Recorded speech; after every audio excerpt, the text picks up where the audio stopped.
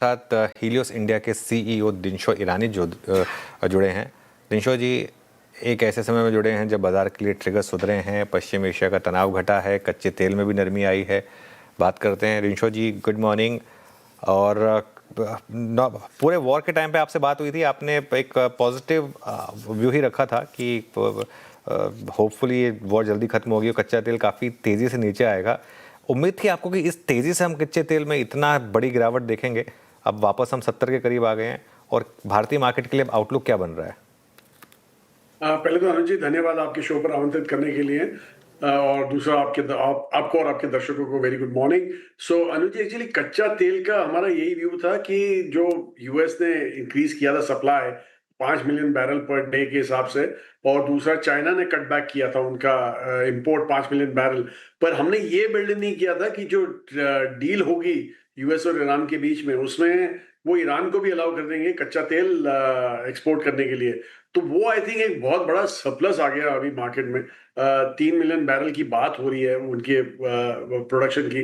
तो आप सोचिए कि 8 मिलियन बैरल अभी एक्स्ट्रा हो जाएंगे मार्केट में, 5 यूएस से। और इसीलिए हमें लग रहा था कि मतलब उस समय तो ये नहीं लगा था कि इतना जोरों का गिरेगा, पर काफी जोरों का गिरा। और हमें एक्चुअली अभी आप पूछेंगे तो मुझे लगता है कि वापस हमारा जो एवरेज था 65 का, वो शायद जो $65 का एवरेज था FY26 का हमारा, वो शायद बहुत ही जल्द आ जाए। और वो एक बहुत बड़ी खबर, मतलब अच्छी खबर है हमारे लिए, क्योंकि हम 5 मिलियन इंपोर्ट करते हैं। तो आप सोचिए कि कितना रिलीफ मिलता है गवर्नमेंट को इन टर्म्स ऑफ डेफिसिट। और दूसरा हमारे रुपए को, रुपये का तो एनीवे जो भी गवर्नमेंट ऑफ इंडिया ने किया, आरबीआई ने किया, आई थिंक वो FCNR बी डिपॉजिट्स वगैरह रेज करने के लिए और टैक्स एग्जेम्पशन जो दिए हैं एफपीआई को G6 में, आई थिंक उसके चलते भी रुपया स्ट्रांग होना चाहिए आगे चल के। तो इसलिए हमें लग रहा है कि एक बहुत ही बढ़िया एक मोमेंटम बिल्ट इन हो गया है। और ये एक अगर जो अर्निंग ग्रोथ ये क्वार्टर में भी आ जाती है, जो हमें लग रहा है कि आएगी, हमें नहीं लगता कि ये नेगेटिव अर्निंग ग्रोथ होगी, ये क्वार्टर भी पॉजिटिव होगी। और हमें तो ये लग रहा है उल्टा कि पॉजिटिव सरप्राइज आएगा यहाँ पे। तो कोई शंका नहीं है कि शायद एफपीआई आस्ते आस्ते करके मैं कह रहा हूँ कि एटलीस्ट आना या आए ना आए, लेकिन एटलीस्ट उनकी बिकवाली जो है वो बंद हो जाएगी शायद। तो इसलिए हमें वही होप है कि यहाँ पे अभी यहाँ से एक अच्छा वक्त शुरू हो जाएगा in terms of earnings growth. So hopefully they will also come back. अच्छा सर, एक बात बताइएगा। एक तो आप बड़े नसीब वाले रहे कि आपका मिड कैप फंड जो था बड़े टाइम पर आया है ना, और मिड कैप्स की स्मॉल कैप्स की परफॉर्मेंस कहाँ फरवरी मार्च में ही शुरू हो गई। अभी भी क्या लगता है, आई मीन आपने क्रूड को सबसे महत्वपूर्ण एक यहाँ से एक एलिमेंट मानते हुए अपनी इस कमेंट्री को शुरू किया, ये मिड कैप स्मॉल पे क्या अभी भी डोमिनेट करेंगे? इनका डोमिनेशन जारी रहेगा? आपको क्या लगता है? जी देखिए, एक्चुअली अगर जो ग्रोथ देखिए, आप अर्निंग्स ग्रोथ की बात करें, और मैं एक तो भ्रम ऐसे जरा वो थोड़ा निकालना चाहता हूँ कि एफपीआई ने इंडिया बेचा बिकॉज बड़ा एक्सपेंसिव था इंडिया इसलिए बेच रहे थे। बिल्कुल नहीं। वो लोगों ने जो भी माल निकाला है, आप देखिए उनकी जो टॉप 10 होल्डिंग्स थी मार्च 22 में और आज की तारीख में, बहुत ही अलग हो गई है। टॉप 10 होल्डिंग जो मार्च 22 की थी, वो HDFC, ITC, रिलायंस, ये सब हुआ करते थे। वो अभी भी हैं, लेकिन इतने नहीं है। वहां पे काफी बिचवाली हुई है। और लिए क्या उन्होंने, इटर्नल लिया है, पेटीएम लिया है, ये सब लिया है। तो बेसिकली वो लोग भी ग्रोथ की तरफ भाग रहे हैं। ऐसा नहीं है कि वैल्यूएशन देख के घबरा के वो लोग निकल गए इंडिया से। वो लोग ने जो लो ग्रोथ थी कंपनियां वो बेच के उन्होंने हाई ग्रोथ कंपनियां ली हैं। और high growth obviously high P रहती है। और दूसरा जो आपने पूछा मिड कैप स्मॉल कैप, आप पिछले 3 क्वार्टर के रिजल्ट्स देख लीजिए जो लीड कर रहे हैं। मैं तो NSE 500 की बात कर रहा हूँ। पिछले 3 क्वार्टर में अर्निंग्स ग्रोथ NSE 500 की 15 थी, फिर 18 हुई, और फिर मार्च के क्वार्टर में फिर से 15 हो गई।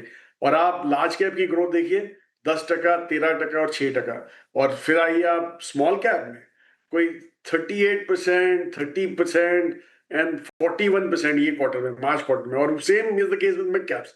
तो आप ऑब्वियसली ग्रोथ जहां पे है वहीं पे आपको वहां चेस करेगा, money will chase that. And हमें नहीं लग रहा कि ग्रोथ यहां से टेपर डाउन होगी, बिकॉज यही जो सेगमेंट था सबसे ज्यादा इंपैक्ट हुआ था when the slow down happened. और जब पिकअप हो रहा है तो यही सेगमेंट सबसे ज्यादा रिटर्न देगा। और दूसरा जो न्यू एज कंपनीज हैं हमारी, जो एक्चुअल एक्सपोनेंशियल ग्रोथ दिखाती हैं अर्निंग्स वगैरह में, वो आपको बहुत हद तक मिड और स्मॉल कैप सेगमेंट में ही मिलेंगी। लार्ज कैप में इक्का दुक्का आपको मिल जाएंगी तो मिल जाएंगी, लेकिन यहीं पे आपको जो बल्क ऑफ द कंपनीज है, जो नई नई कंपनियां उभर के आ रही हैं, वह काफी एक्साइटिंग आईपीओज भी आ रहे हैं आज की तारीख में। बड़े वालों की बात नहीं कर रहा मैं, छोटे वालों की बात कर रहा हूँ। तो वहां पे आपको काफी हद तक एक ग्रोथ दिखेगा, और वही जो मैं बोल रहा था, money ceases growth. Money ceases growth, बिल्कुल, इसमें कोई डाउट नहीं है। दिनेश जी, लगातार इस चैनल पर आपने आईटी पर एक ही व्यू रखा, one way view, avoid avoid avoid, और मल्टी ईयर लोज पर आए स्टॉक्स। लेकिन पिछले 2-3 दिनों में कुछ बदला है, मतलब प्राइस एक्शन तो बदला ही है, लेकिन कंपनियों ने भी कुछ इन्वेस्टमेंट शुरू किए हैं। एचसीएल टेक ने एक इन्वेस्टमेंट की, इन्फोसिस ने भी काफ़ी बात की है, एजीएम में नंदन नीलेकनी ने काफ़ी बातें कही। क्या अब कुछ रीलुक बनता है या अभी भी अवॉइड? जी एक्चुअली ये जो लिप सर्विस ही बोलेंगे इनको, क्योंकि अभी काफी लेट हो गया है। आप सोचिए कि लाइक स्पेस एक्स ने एक कंपनी ली $60 बिलियन के लिए, मतलब एआई कंपनी ली थी $60 बिलियन।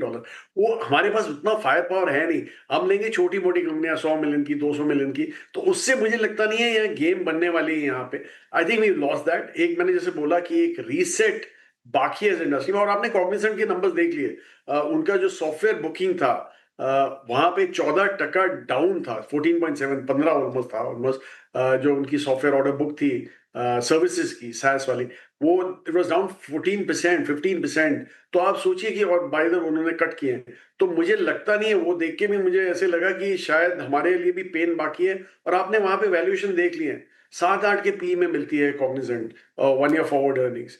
तो व्हाई शुड वी पे 14-15 पीस फॉर आर कंपनी, जो इनके साथ ही कंपनी में धंधा कोई अलग नहीं है, दोनों का सेम ही है बिजनेस।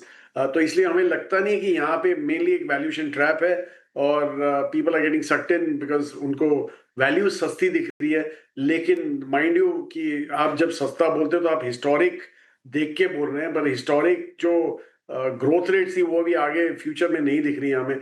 इसलिए please don't get sucked in with the valuations. अच्छा दिनशा जी, ये होटल स्पेस में आप लोगों के कमिटमेंट पहले भी थे, और फ्रेंकली स्पीकिंग प्राइस डैमेज तो हुआ लास्ट 3 क्वार्टर्स में यहाँ पर, बट अर्निंग्स में कहीं भी अगर आप देखें ढीलापन, या फिर अर्निंग्स में कहीं भी अगर आप देखें तो कोई वीकनेस नहीं थी कभी भी। हमारे आप होटल टैरिफ्स को देखिए, और ये पूरा का पूरा हॉलीडे सीजन काफ़ी अच्छा गया। स्पेशली लोगों ने बाहर ट्रैवल कम किया इस बार, लोगों ने डोमेस्टिक ट्रैवल काफ़ी कम किया। ऑक्यूपेंसी काफ़ी स्ट्रॉन्ग गई है इस बार होटल्स की। क्या एडिशन थोड़ा इस प्राइस पे करना चाहिए होटल्स में इस वक्त? जी देखिए, एक स्ट्रक्चरल ग्रोथ स्टोरी तो है यहाँ पे, लेकिन अनफॉर्चुनेटली अभी कैपेसिटीज इतनी ज्यादा दिख नहीं रही है। मतलब उनके जो ग्रोथ आ रही है वो purely through average room tariff से आ रही है। तो इसलिए हमें लग रहा है कि यहाँ पे शायद आपको एक वो एक्सपोनेंशियल ग्रोथ स्टोरी वो जो बनती थी, जो कैपेसिटी एक्सपेंशन से, वो शायद ये साल ना दिखे आपको। इसलिए स्टैंडर्ड ग्रोथ स्टोरी है, और एक्चुअली स्ट्रक्चरली ग्रोथ तो है यहीं पे। पर आई थिंक हमारे इंडस्ट्री को कैपिटलाइज करना पड़ेगा, getting more rooms in place. तो anyway, as I said कि valuations are appealing, इसलिए it can be a very decent play going forward. पर exponential growth अभी नहीं मिलेगी यहाँ पे आपको। वो गए, वो दिन गए। वो दिन गए। अच्छा, आपकी सबसे ज़्यादा पेशेंस टेस्ट की सबसे बड़े बैंक्स ने, एचडीएफसी बैंक जैसे स्टॉक्स ने, क्या यहाँ पर अब कुछ लग रहा है कि पेन रिलीव होने के साइंस हैं? और क्या एक जो इतनी बड़ी अंडर परफॉर्मेंस रही है 5 साल की, वो रिवर्स होने के साइंस होंगे यहाँ पर? जी मैं वो तो नहीं बोलूंगा कि रिवर्स होने के साइंस है कि नहीं, लेकिन मुझे ये लग रहा है कि आप देखिए, एक तो इनका प्रेशर था डिपॉजिट रेस पे। एफसीएनआर 20 जो अभी आज की तारीख में वो रेस कर रहे हैं, वो बिल्कुल ही आईएनआर में करें या एफसीएनआर में करें, फॉरेक्स में करें, कोई फर्क नहीं पड़ता, क्योंकि आरबीआई उनको ये हेजिंग का एक्सपोजर आरबीआई ले रहा है। तो इसलिए हमें लग रहा है कि वो एक प्रेशर हटने लगा है। और दूसरा प्रॉब्ली अभी तो नहीं होगा, लेकिन I think by the end of this year आप देखेंगे कि शायद आरबीआई को इंटरेस्ट रेट हाइक्स चालू करने पड़ेंगे।